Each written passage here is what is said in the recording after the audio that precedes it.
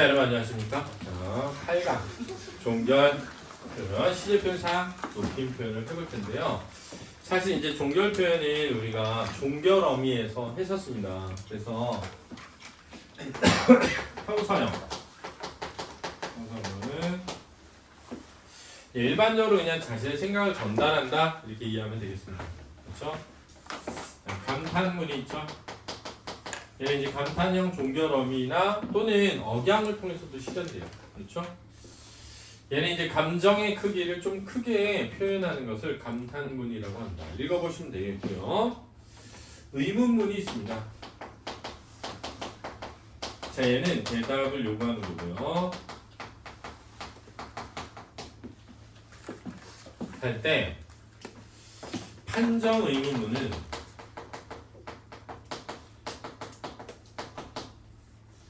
네 아니요가 아니라 둘 중 하나의 대답이 돼요. 그렇죠?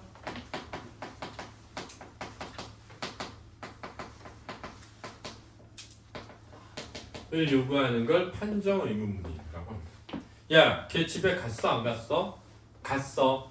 설명 의문문이 아닙니다. 판정 의문문이에요. 그렇죠? 근데 설명 의문문은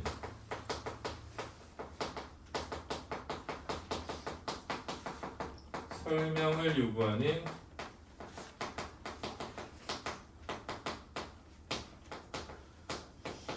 문을 말하는 거예요. 근데 여기에 하나가 더 있어요. 그게 뭐냐면 수사 의문문이라고 합니다. 그래서 수사라는 것은 뭐 함정 수사일 때 수사라는 것이 아니라 수사법이라는 거예요. 표현의 방법이라는 뜻입니다. 표현의 방법. 내가 어떤 의도를 잘 표현하기 위해서. 얘는 뭐냐면 대답을 요구하지 않고 강조의 의미를 지니는 의문문을 수사 의문문이라고 하고요. 수사법에서는 얘를 서리법이라고 합니다. 이 의문문의 형태는 수사 의문문이고 서리법이라고 하는 거죠.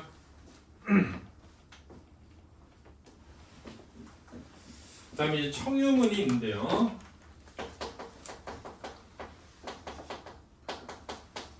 함께 하자고 권유하는 것이죠. 그렇죠? 근데 이 청유문에 간접 발화가 있어서요. 아까 설명했는데 버스에서 좀 내립시다 라고 하면 내립시다는 청유문입니다. 그렇죠? 우리 내리자, 내립시다 이렇게. 근데 얘 의도는 비켜 달라는 요청문이죠. 요청문은 뭐라고요? 명령이 되는 겁니다. 알았죠? 또는 떠드는 친구에게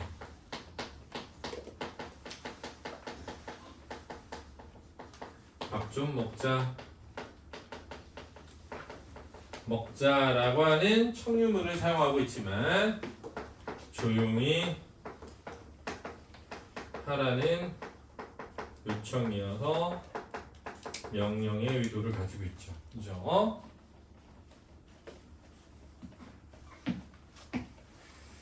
그 다음에 이제 명령문이 있죠.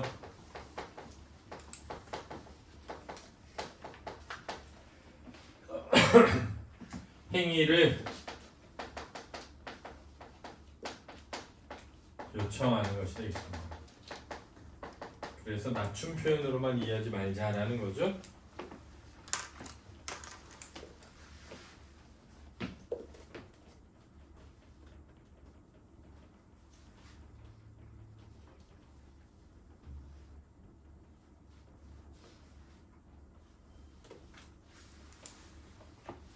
그 다음에 이제 직접 명령이 있고요. 간접 명령이 있습니다.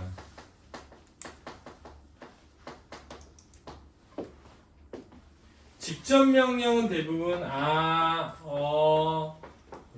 붙고요. 간접 명령은 라가 붙는다라는 거 알아두세요. 그렇죠?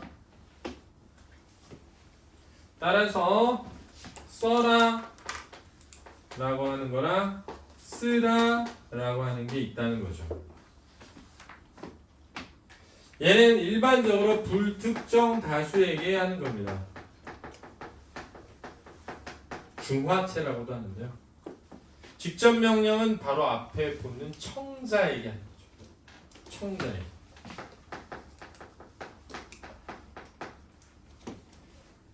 이걸 직접 명령이라고 합니다. 따라서 맞는 답을 써라 이러지 않고 맞는 답을 쓰라 라고 해야 되는 거예요. 시험지에. 그렇죠?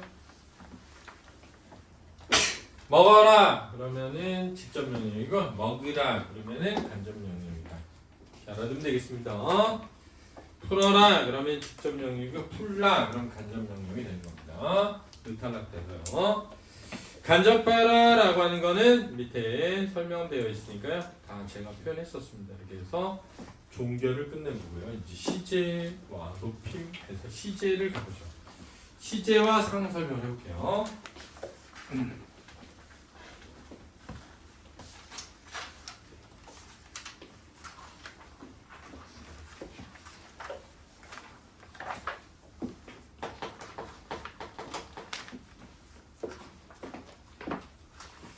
시제란 뭐냐면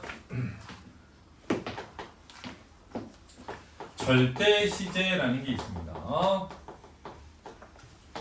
상대 시제라는 것이 있어요. 두 개의 종류가 있습니다. 절대 시제는 발화 시를 기준으로 한 사건 시의 선후 관계를 절대 시제라고 하는 겁니다. 그렇죠? 그렇죠? 상대 시제란 뒤에 있는 사건 시를 기준으로 한 앞에 있는 사건 시의 선후 관계를 상대 시제라고 합니다. 먼저 나중 이렇게 이해하면 돼요. 그래서 예를 들어서 자 이렇게 그림을 그려서 발화시가 있다고 하고요. 발화시란 문장을 말한 때가 되겠습니다. 자, 이 문장을 말한 때를 기준으로 먼저 일어난 것과 나중에 일어난 것이 있다고 하면 사건이 일어났을 때 그렇죠. 사건이 먼저 일어나게 되면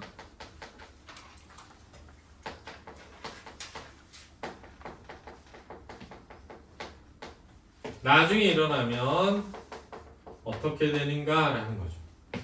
자, 지금 보면 발화시를 기준으로 했을 때 사건 시의 선후 관계잖아요. 먼저 사건이 일어난 걸 과거라고 하죠. 같은 동시대 때면 현재라고 하고요. 뒤에 일어나면 미래라고 하는 겁니다. 그렇죠?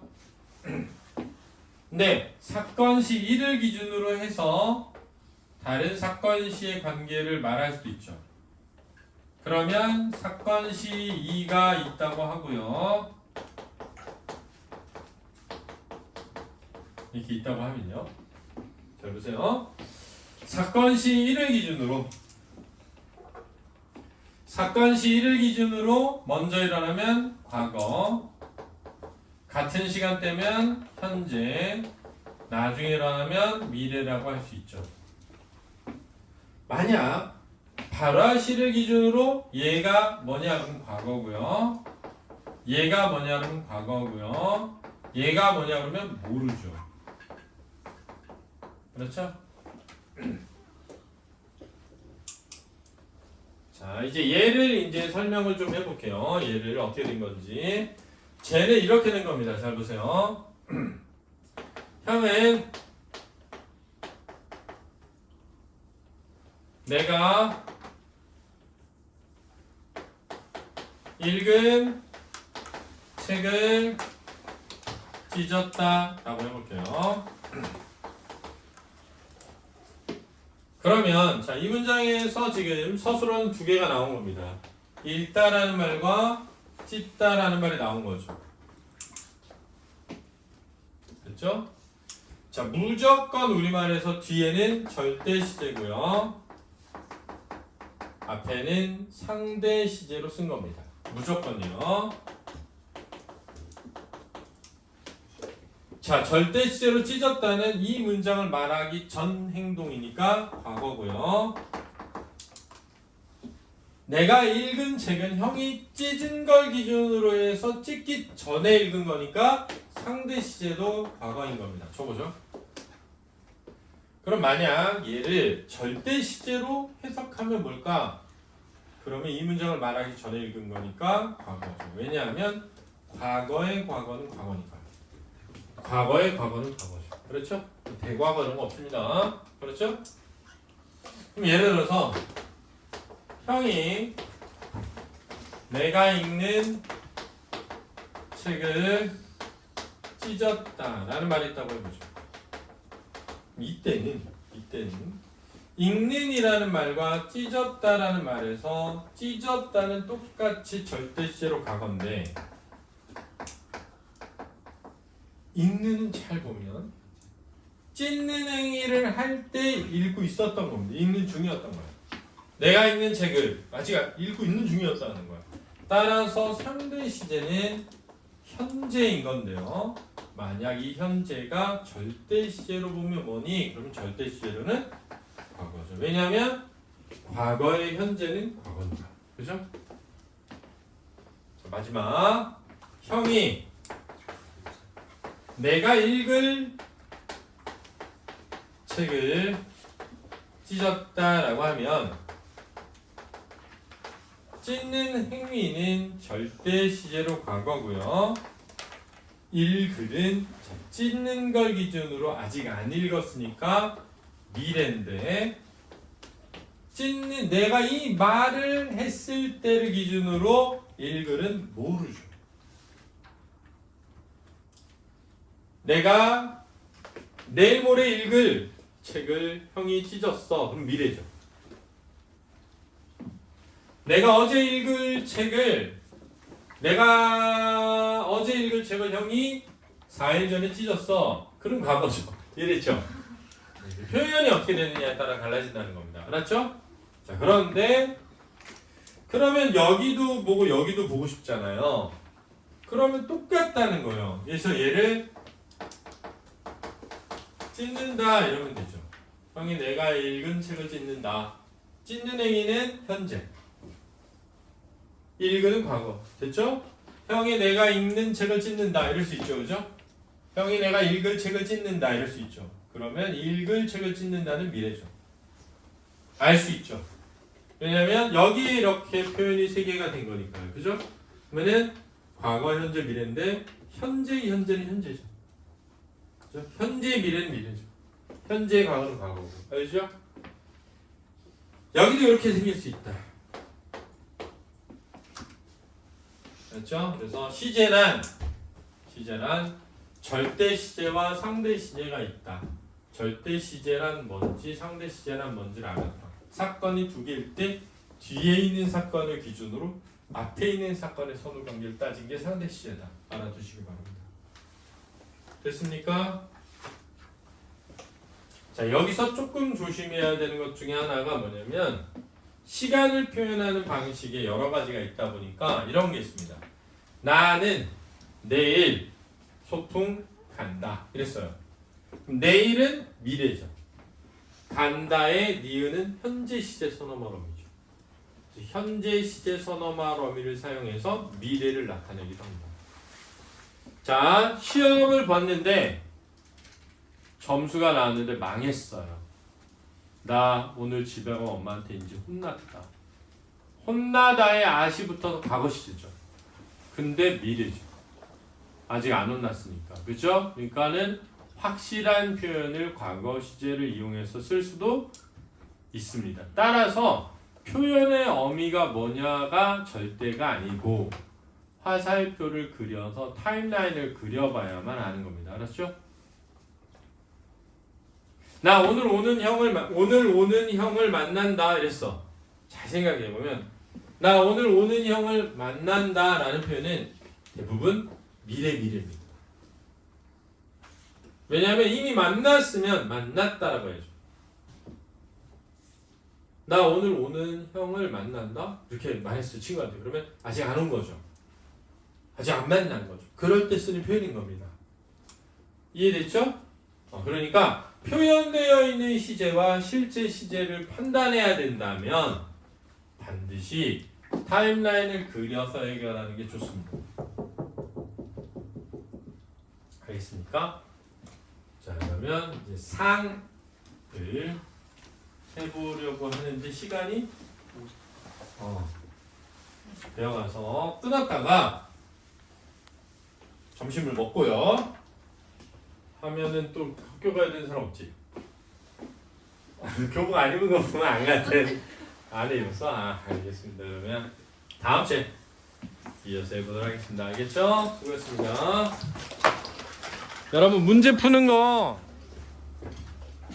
자, 오늘은 상을 나갈 차례인데요. 상이라는 거는 뭐라고도 얘기하냐면 동작상이라고도 합니다. 동작의 상. 동작의 양상? 이걸 준말이에요. 그래서 부를 때 시제와 상 이렇게 말하기도 하고 동작상 이렇게 말하기도 하고 동작의 양상 이렇게 말하기도 합니다. 알겠죠?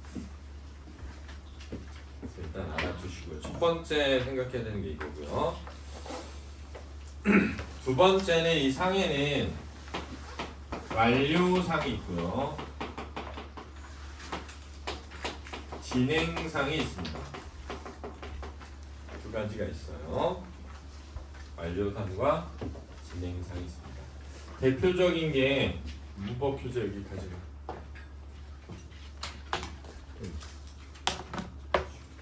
뒤에 좀 줄래?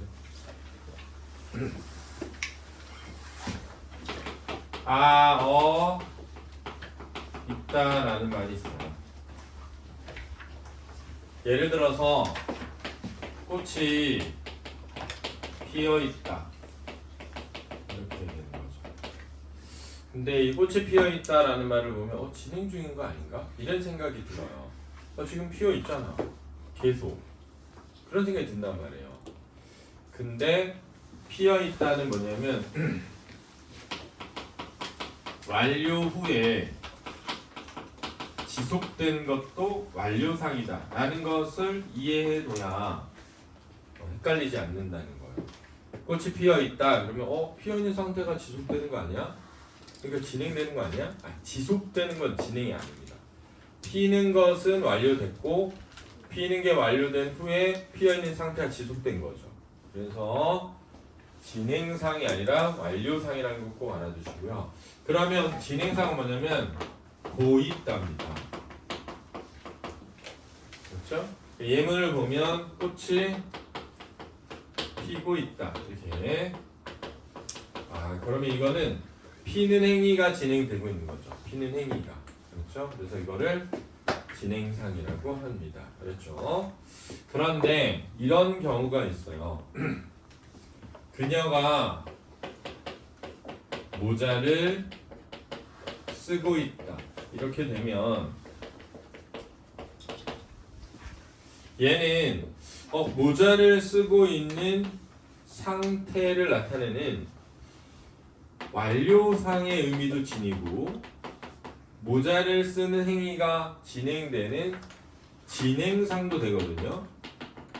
따라서 고있다는 진행의 뜻으로만 쓸 때도 있지만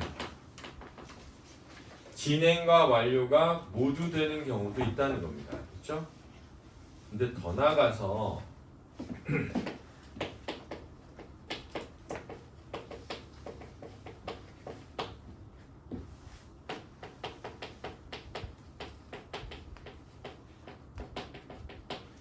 자 이렇게 해볼게요. 죽은 병사가 옷을 입고 있다. 그러면 절대 진행이 될 수가 없죠. 이미 뭐 했으니까요?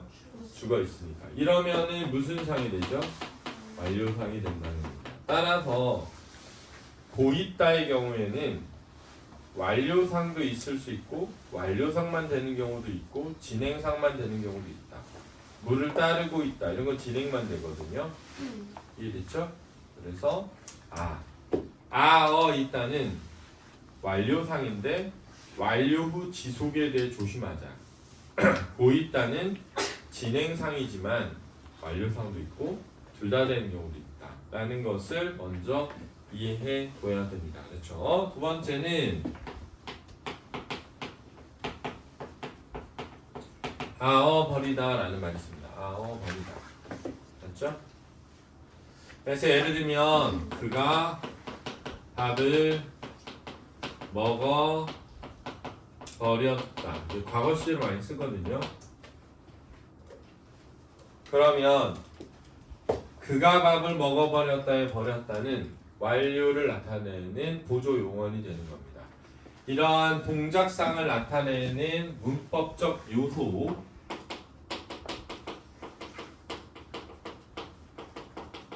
이거든요.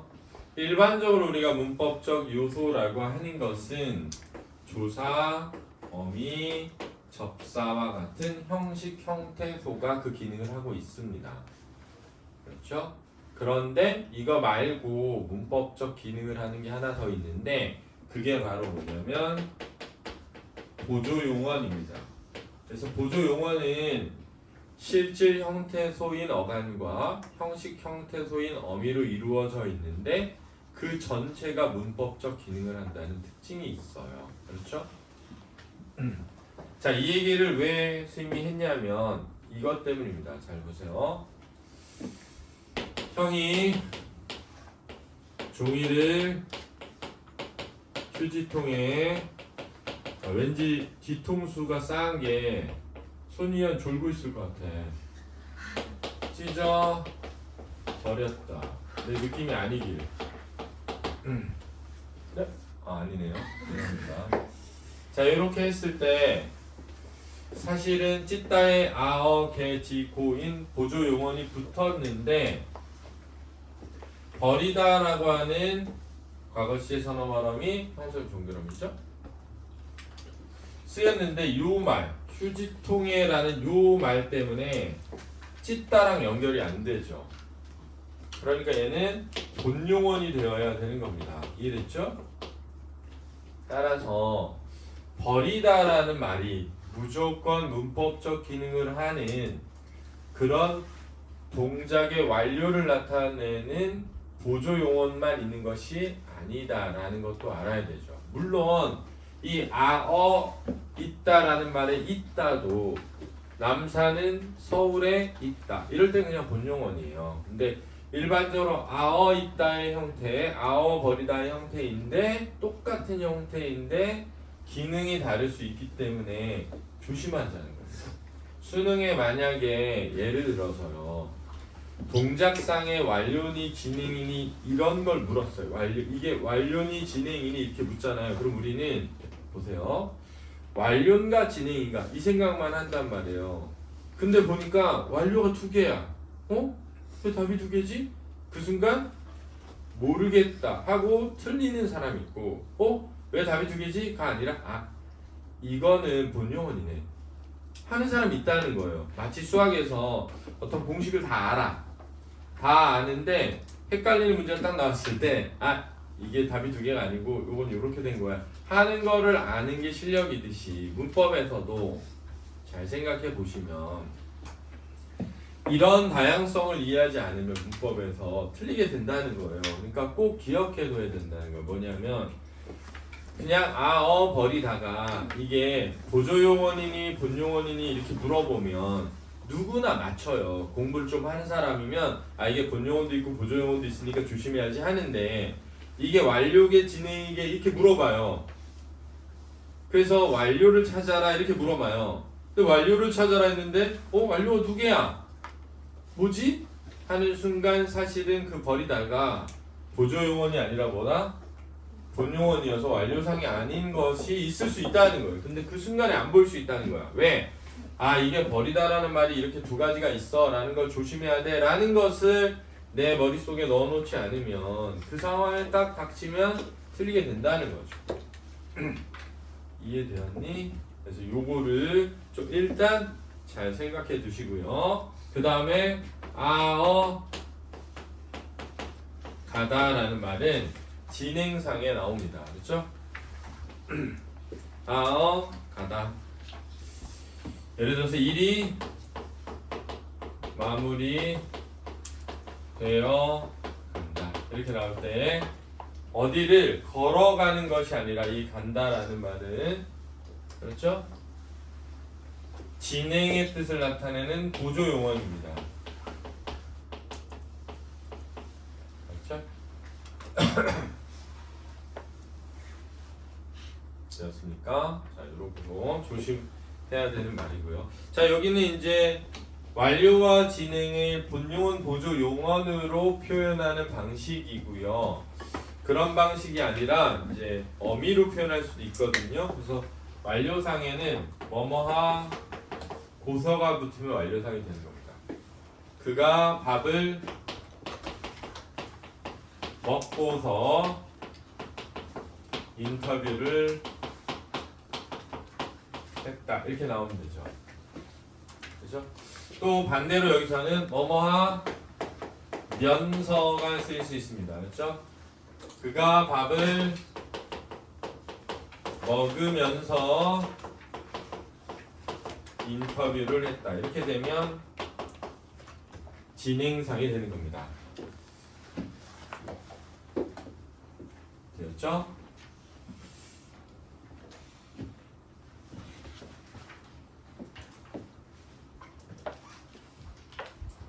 자, 주의해 보면 이제 그녀가 치마를 입고 있다가 중의적인 문장으로 나올 수도 있는 거예요. 알았죠? 중의적이라는 것은 둘 이상의 의미로 해석될 수 있는 것이고요. 배가 항구에 도착하고 있었다는 안 됩니다. 왜냐하면 도착하다라는 말은 완료를 나타내는 용언이기 때문에 진행을 나타내는 고있다와 연결될 수가 없어요. 그렇죠? 들어오고 있었다. 이건 되는데 도착하고 있었다는 안 되는 거예요. 도착하다는 이미 완료된 상태여야 됩니다. 그렇죠? 그 다음 내가 내일 밥을 먹었다. 안 되죠? 내가 어제 밥을 먹을 것이다도 안 되고요. 자, 체크타임 문제 풀어보시고 높임으로 가보도록 하죠. 손님은 뭐 질문 있어?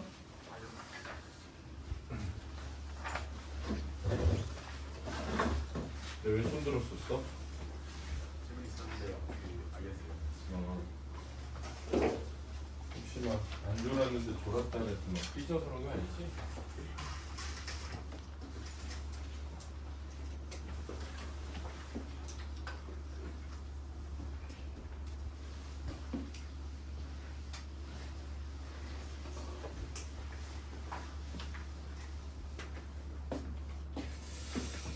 자, 높임 표현인데요.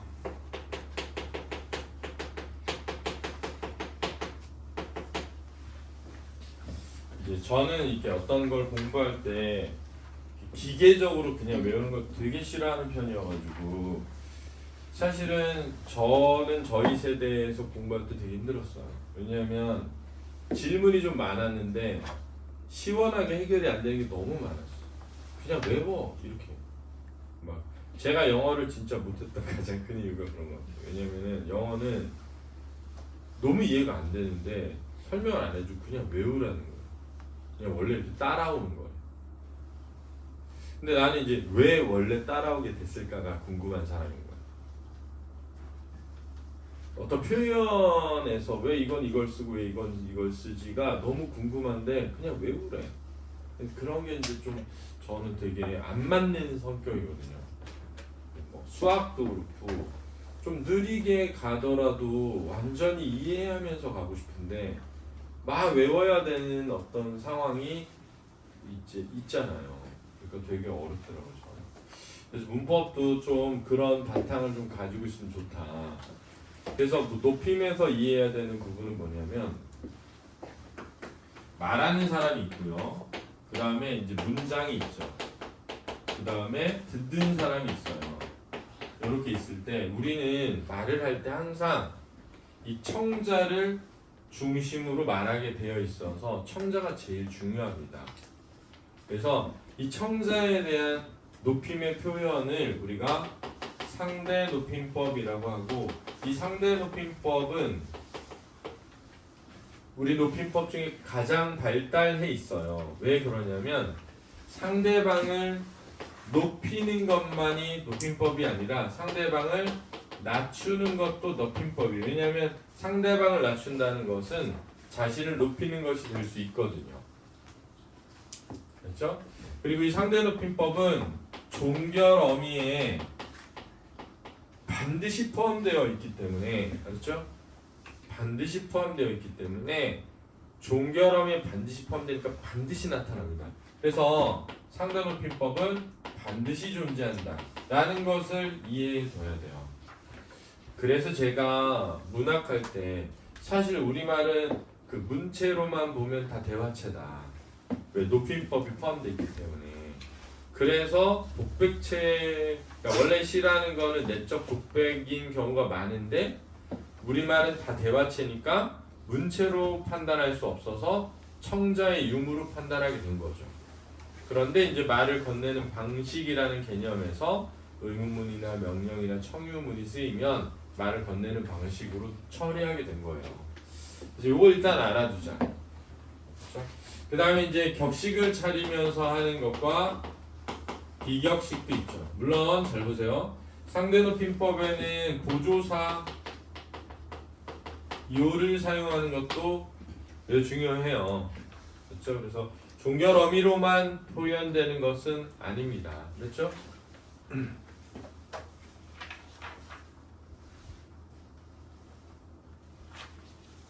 그렇죠?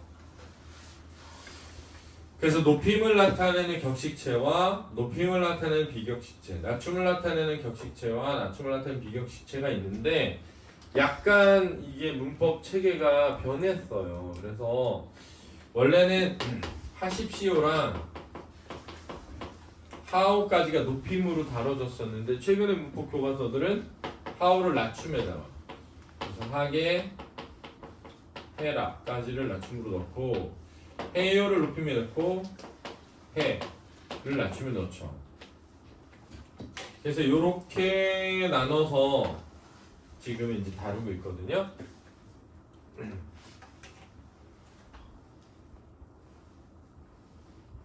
됐죠? 사실은 얘하고 얘는 거의 잘 쓰이질 않아요. 잘 쓰이지 않는데 어쨌든 하십시오, 하오, 하게, 해라, 해요, 해체 이렇게 나눠놓고 구별하는 문제가 나올 수 있다는 거예요. 그러니까 일단은 원칙적으로 어떤 문장에 대해서 상대 높임법이 포함되어 있느냐라고 물으면 무조건 오케이를 해놓고 풀어야 된다. 기본적으로. 그렇죠?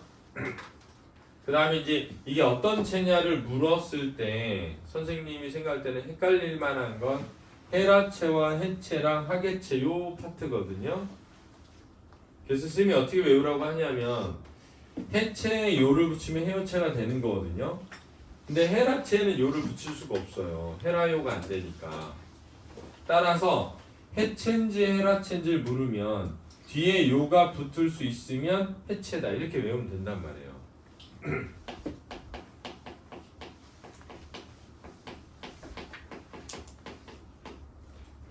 그럼 해라체는 뒤에 요가 불가능하죠. 이렇게 되거든요. 이렇게 외우라고 시켜요. 그랬더니 어떤 애들이 해요라고 돼 있는데 해체라는 거예요. 그래가지고 너 왜 해체라고 그래? 해체지 그랬더니 요가 붙을 수 있으니까 해체 아니에요? 붙을 수 있는 건 해체인데 붙어 있는 건 해요체예요. 알았죠? 이해됐지? 거기를 일단 조심하시고 그 다음에 하계체도 요가 붙을 수 있어요. 하계체도 요가 붙을 수 있습니다. 알았죠? 그래서 하계체는 앞에 청자가 자네인지를 꼭 확인해 보는 거예요. 그렇죠? 그러니까 예를 들어서 자네 이번 대회에 나가나 이렇게 할 수 있잖아요. 붙여보면 나가나요? 된단 말이에요. 근데 자네가 있어요. 하계체구나. 이렇게 가는 겁니다. 알았죠? 됐죠? 그래서 앞에 붙는 것을 좀 생각해 보면 하오체는 당신이에요. 당신 뭐뭐 하오 이렇게. 알았죠? 위에 있는 것들은 뭐 선생님 뭐 이런 거 아버지 이런 거예요. 그렇죠? 얘네는 너 이런 뜻이죠. 너 뭐뭐 해라. 너 뭐뭐 해 이렇게. 그렇죠? 그냥 예를 들어서 이렇게 나왔어요. 그러면 선생님 밥 먹자 안 되잖아요. 그러면 웬만하면 이런 거는 자네나 당신이 아니에요. 왜냐면 자네나 당신이면 너 써 있어야 되는 거예요. 이해됐죠? 자네나 당신이면 웬만하면 써 있어야 돼. 그러니까 선생님 아니면 너예요. 야 밥 먹자 이렇게 되잖아요. 그러면 이제 얘는 헤라체 아니면 해체인 거예요. 그러면 밥 먹자요 안 되잖아요. 안 되니까 무슨 체? 헤라체 이렇게 가면 된다는 거죠. 그러니까 야 밥 먹어 이랬어요. 밥 먹어 이랬어요. 그럼 밥 먹어요 이렇게 되잖아요. 헤라체예요, 해체요? 해체죠. 헤라체는 먹어랍니다. 밥 먹어라 그러면 헤라체예요. 먹어라요 안 되잖아요. 그렇죠? 그러니까 밥 먹니 이랬어요. 야 너 밥 먹니 이랬어요. 먹니요 안 되잖아요. 헤라체는 거예요. 그러면 의문문 어떻게 만들어요? 밥 먹어? 이렇게 하는 거예요. 밥 먹어? 밥 먹어요? 되니까 해체죠. 이해됐니? 이렇게 의문을 먹어? 이렇게 하면 해체고 밥 먹니? 그러면 헤라체예요. 됐죠? 왜? 밥 먹니요? 안 되잖아요. 밥 먹어요? 되잖아요. 그죠? 밥 먹어라? 요? 안 되잖아요. 헤라체라는 거죠. 그래서 구별을 할 때 이렇게 하자. 요가 붙을 수 있으면 해체, 요가 붙어 있으면 해요체, 요가 붙을 수 있더라도 자네면 하계체. 이해됐죠? 요 패턴을 좀 알면 되겠다. 요게 이제 상대높임법의 전체입니다. 사실은. 됐죠? 물론 상대를 높인다는 건 청자를 높이는 거니까 예를 들어서 이렇게 부를 때 철수야 이럴 수 있죠. 근데 사실은 선생님 이렇게 부르잖아요. 그러면 이 님이라고 하는 말이 예를 들면 김선생 이렇게 부를 수 있잖아요. 선생 이렇게 부를 수 있잖아요. 그러니까 이 님도 상대방을 부를 때 청자에 대한 거죠. 그러니까 얘도 상대 높임에 포함되는 거예요. 예를 들어서 내가 달님이시여 이랬어요. 그러면 달님이시여 라고 할 때 이 님도 부르면서 높이는 거거든요. 시도 그렇거든요. 그죠? 이해됐습니까? 그래서 이런 표현들이 다 상대 높임법일 수 있다. 그러니까 의미가 말하는 사람이 있고 청자가 있는데 청자 높이는 거구나 이렇게. 그래서 예를 들어서 이런 게 있을 수 있죠. 예를 들면 잘 보세요. 할머니 이랬어요. 그럼 이게 청자죠. 아버지가 들어옵니다. 이렇게 했을 때 얘를 바꾸면 철수야 이렇게 바꾸면 아버지께서 들어오셔 이렇게 해야 되거든요. 됐죠? 그러니까 여기에 옵니다라는 말은 하십시오체예요. 얘는 해체죠. 왜죠? 오셔요 이렇게 되잖아요. 됐습니까? 그러면 지금 화자보다 아버지가 높죠. 화자보다 아버지가 높으니까 이렇게 있을 때 화자보다는 아버지가 높지만 아버지보다 청자가 높으면 아버지를 낮춰서 표현했다는 것을 알 수 있죠. 그죠? 근데 밑에는 화자보다 아버지가 높은데 아버지가 청자보다 높죠. 그러니까는 아버지에 대한 높임을 다 실현했죠. 이해됐습니까? 이시안이 너무 큰 이해를 해서 막 고개를 막 크게 끄덕이며 이해하고 이시안 앞에 봐봐. 알았니? 이해됐죠? 그러니까 청자와 관련돼서 이해해야 될 게 많다는 거예요. 그렇죠? 그냥 단순히 높임법만 외우지 마시고 이게 어떤 방식으로 구현되는지를 이해해둬야 된다. 따라서 내가 높임법 문제를 풀 때는 제일 중요한 게 뭐냐, 열심히 생각할 때는 문장에서 청자를 확인하고 주체와 객체를 먼저 확인한 다음에 그 셋을 바꿨을 때 변화하는 부분이 그 높임법에 연결되어 있다는 걸 이해하는 거예요. 그래야 실제 문제를 풀 때는 잘 풀립니다. 왜냐하면 생략된 경우가 많기 때문에 그래요. 할머니께 전화드리고 빨리 오라셔 이랬어요. 그 문장만 보면 할머니께 전화드리고 빨리 오라셔 이랬을 때 오라셔에는 주체 높임 선어말음이 시가 사용되고 있고 이렇게 말해요. 근데 할머니는 객체인데 이름은 틀리는 거예요. 왜? 아버지께서가 생략된 거예요. 아버지께서 할머니께 전화 드리고 빨리 오라셔 오라고 한 건 아버지여서 높인 건데 생략됐을 뿐이에요. 앞뒤 문맥이 있겠죠. 이해되니? 그러니까 주어를 우리 문장 수업을 할 때 내가 그랬잖아. 주어에 대해서 뭐라냐면 서술어에 대한 누가 무엇이 해당하는 것이니까 서술어를 찾고 그 서술에 질문을 던져서 누군지를 찾아야지 나타난 것만으로 풀지 마 이랬잖아요. 그게 얼마나 중요한 거냐면 높임법 푸는데 주어를 찾아야만 되는 경우가 나왔을 때 오답률이 엄청 는다는 거예요. 왜? 애들이 주어를 찾아야 된다는 걸 몰라. 모든 서술어를 다 찾고 각각의 서술에 대한 주어가 다 있다 이런 걸 모르면 안 된다는 거예요.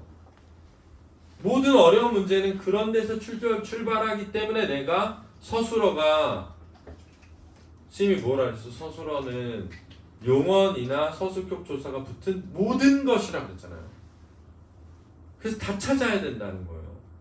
그러니까 서술어의 자릿수 문제도 결국은 안긴 문장 몰라서 틀린 거잖아요. 이해됐나요? 중요한 거예요. 그러니까 알았죠? 자, 그래서 상대 높임법을 해봤고, 그럼 이제 문장에는 주어가 있고요, 목적어도 있겠죠, 부사어도 있을 겁니다. 관용어는 이제 관용어가 수식하는 말이 뭐냐에 따라 달라져요. 그렇죠? 그리고 물론 이제 서술어 있겠죠. 보도 있을 수 있는데 어쨌든 자, 이때 얘가 주체 높임입니다. 얘가 객체 높임이에요. 그렇죠?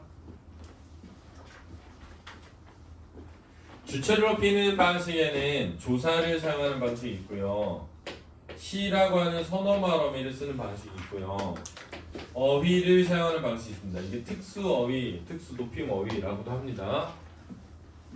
객체 높임은 조사를 사용하는 방법이 있고요, 어휘를 사용하는 방법이 있어서 객체 높임 선어말 어휘가 사라졌죠. 그죠? 그럼 빨리 10시 아닌데 조심해서 그러고 건드리지 말고. 야, 건드리지 말고라고 했는데 건드렸네.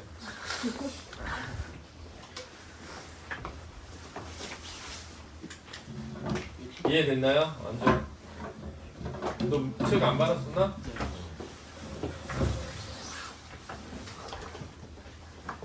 이해 받았지?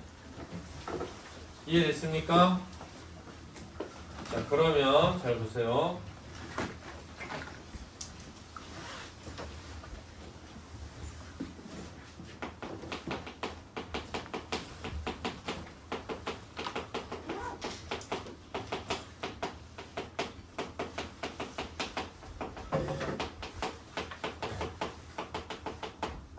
이렇게 있을 때 지금 주다라는 말이 이렇게 있잖아요.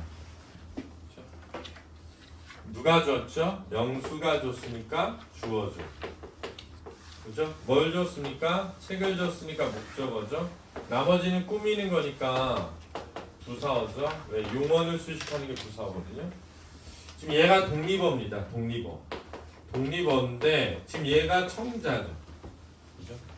얘가 청자니까 이 얘와 관련되어 있는 게 상대 높임법이고요. 얘가 주체 높임법이죠. 얘가 객체 높임법이 될 겁니다. 그죠?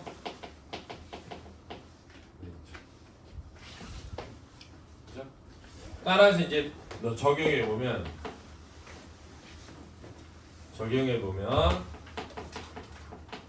선생님 이렇게 되겠죠. 선생님 상대 높인 겁니다. 이것도 영수가 영희에게 책을 주었어. 이러면 되죠? 안 되죠. 주었어? 이러거나 그죠? 또는 주었습니다. 이렇게 되는데 잘 보면 어가 어말어미거든요. 습니다도 어말어미다. 하나의 어말어미. 그래서 종결어미를 통해서 반드시 존재한다. 이렇게 하는 거예요. 그렇죠? 습니다가 종결어미고 얘가 선어말어미잖아요. 그죠? 과거 시제 선어말어미. 이렇게 돼 있는 거죠, 지금. 그죠? 그러니까 이 빨간색 표시된 부분이 상대 높임법에 의해 적용된 거죠. 그럼 이제 주어를 바꿔보면 철수야 선생님 접사예요. 얘는 깨서 영희에게 책을 주셨어죠.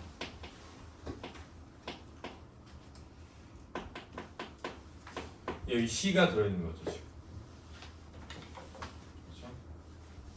만약에 이제 객체 높임법을 실현하려면 철수야 영수가 선생님께 이렇게 되겠죠. 책을 드렸어 이렇게 되겠단 말이에요.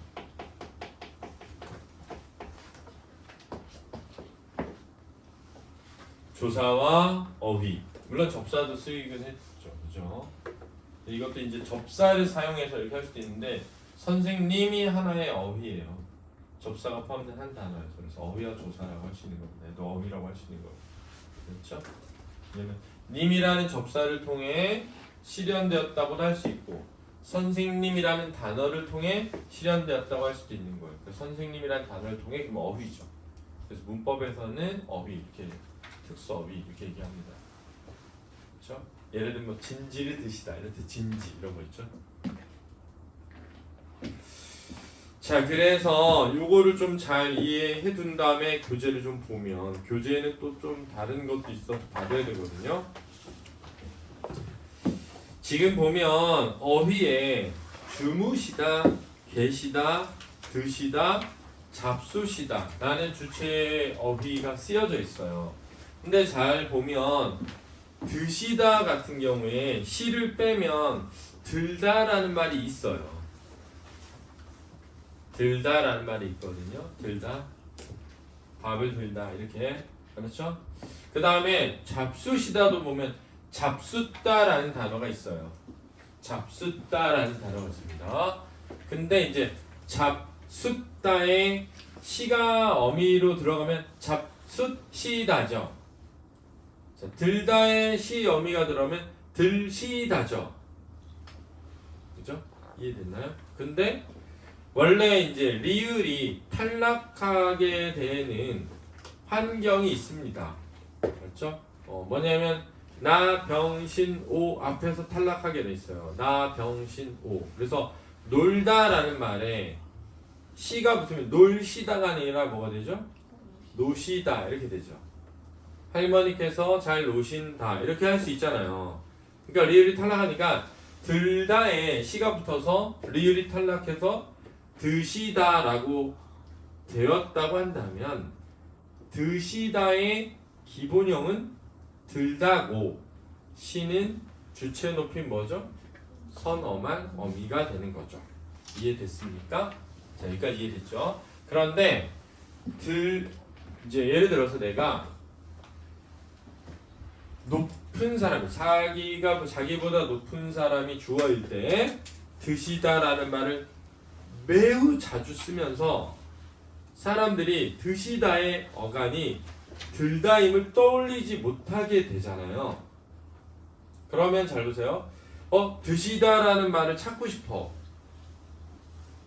단어를. 그래서 그래. 시옷 앞에 자음 리을이 탈락하는 문법 규칙이 있으니 들다가 표준어일 수도 있겠다 하고 찾아보기가 어렵다는 거예요.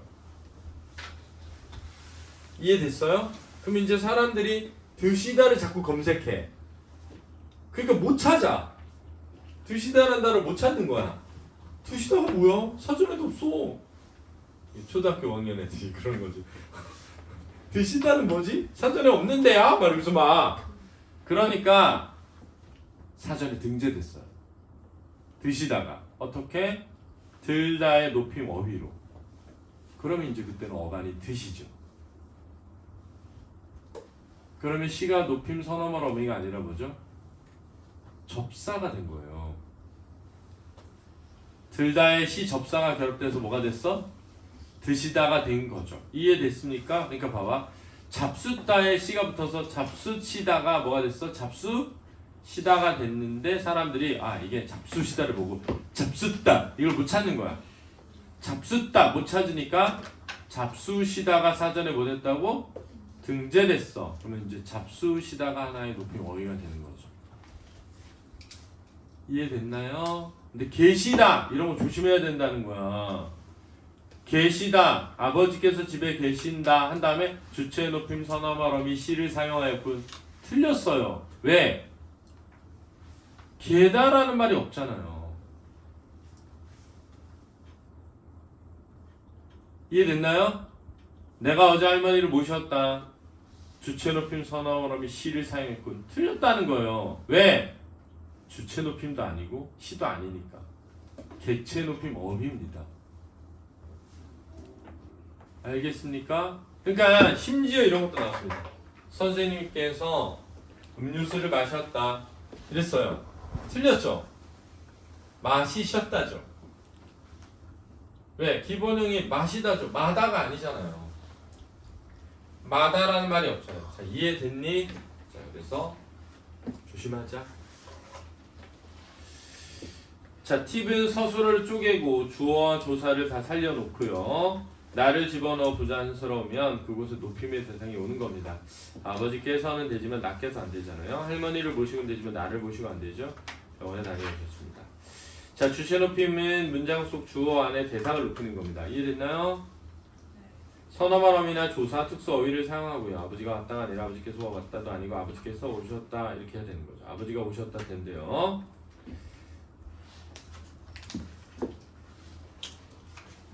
어미 혹은 조사를 통한 높임. 시께서 아버지께서 오셨다. 어휘를 통한 높임. 할머니께서 진지를 잡수신다라고 할 때 진지도 어휘지만 잡숫다도 어휘인 겁니다. 알았죠? 진지는 체언 어휘고 잡숫다는 용언 어휘예요. 알았죠? 그래서 품사도 구별하는 문제가 나왔었습니다. 알아두셔야 돼요. 그 다음에 주의 간접 높임법. 잘 보세요. 주어와 관련된 대상, 신체나 소유물을 높임으로써 인물을 간접적으로 높이는 방식이고요. 할머니께서는 귀가 맑으시다. 이 서술 절의의 형태를 띈다는 거예요. 신체 불륜이죠. 선생님께서는 차가 없으시다. 이렇게 소유물. 사장님의 말씀이 있으시겠습니다. 됩니다. 선생님께서는 따님이 있으시다. 가족도 됩니다. 있다가 형용사의 경우 있으시다로, 동사의 경우 머물다는 계시다로 높이거든요. 간접 높임의 경우 모두 존재의 의미인 형용사니까 있으시다를 사용해야 돼요. 따라서 할아버지께서는 시골에 계신다. 이제 선생님께서 수업이 계신다 안 되고요. 있으시다 이래야 된다는 거예요. 합존법은 청자가 주체보다 높을 경우에 주체를 높이지 않는 거죠. 할아버지, 아버지가 회사에서 돌아왔어요. 선생님 3학년 선배가 채워주었어요. 이렇게. 됐습니까? 자, 객체 높임은 목적어나 부서 안에 존재를 높이는 겁니다. 조사는 특수 어휘를 사용하고요. 조사를 통해서 께 같은 걸 쓸 수도 있고 내가 어머니께 수표를 드렸다 할 때 드리다 이거 어휘입니다. 높임 어휘예요. 주다 대신 썼죠. 알고 싶다면 내가 철수에게 수표를 줬다 이러면 되잖아요. 그죠? 바꿔봐라. 알겠니? 손이야 알았어? 고개 심하게 끄덕이면 조는 줄 안다. 이 시간도 빡세 오는 것 같은데. 어제 아프다 그러더니 생일을 과하게 했구나. 조심해. 흔들지 마. 아니 얘한 흔드는 거 봐. 아나 씨.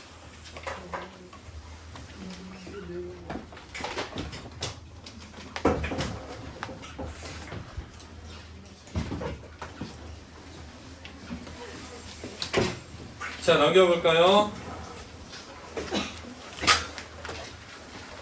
상대 높임은 격식과 비격식, 높임, 낮춤이 있고요. 문장 속에 자명하지 않을 수 있는 청자 높임입니다. 수단은 각종 종결어미나 보조사를 이용하고 있고요. 평서형, 감탄형, 의문형, 명령형, 청유형에 따라 다 다르다는 거예요. 근데 이걸 외울 필요는 없다고 생각이 된다. 알았니? 이걸 외울 필요는 없고요. 바라보기에 하우체의 청자는 화자보다 등급이 낮거나 같은 사람인 것으로 보입니다. 나는 당신을 사랑하오. 저는 당신을 사랑하오. 이상하다는 거예요. 그렇죠? 나가 더 맞다는 말이야. 그러니까 당신이 낮춤의 대상이라고 보는 게 좋겠다는 거예요. 해라체와 해체의 구별. 하라체의 경우에는 상대 높임 보조서 요가 올 수 없죠. 단 일부 하계체의 경우 요가 올 수 있으니 당세가 자네라는 것으로 구별해 주세요. 밥 먹니요? 안 된다는 거. 자네 밥 먹나요? 가능하지만 하겠지나. 선생님 식사하시나요? 이건 해여체요. 기타 높임, 인물을 직접 높이는 단어들. 선생님, 그분 이렇게. 인물과 관련된 대상을 높이는 것. 진지, 연세, 댁, 말씀 이런 게 있습니다. 자, 이 말씀의 밑줄 왜 있을까요? 낮출 때도 사용됨. 써보세요. 자신을 낮출 때도 사용됨. 자신을 낮출 때도 사용됨. 지원아 빨리 써. 말씀에다가 자신을 낮출 때도 사용됨. 제 말씀은요 그게 아니라요 이렇게 합니다. 알았습니까? 제 말씀은 그게 아니고요 이렇게. 여기서 말씀은 자기의 말씀이잖아요. 그지? 자기를 뭐 하는 거야? 낮출 때 쓰는 거예요. 그렇죠? 상대방의 공손함을 드러내기 위해서 제 말씀은 그게 아니고요 이렇게 할 수 있단 말이에요. 써놔. 자, 청자를 고려한 높임 표현에 주의합시다. 어린아이에게 할머니가 얘야 너희 어머니 어디 가셨니? 이랬을 때 할머니보다도 낮아도 너가 청자라서 높여줄 수 있다는 겁니다. 그렇죠? 그래서 청자를 고려해서 한다. 따라서 낮추기만 하는 게 아니다. 청자를 고려해서 높이기도 한다.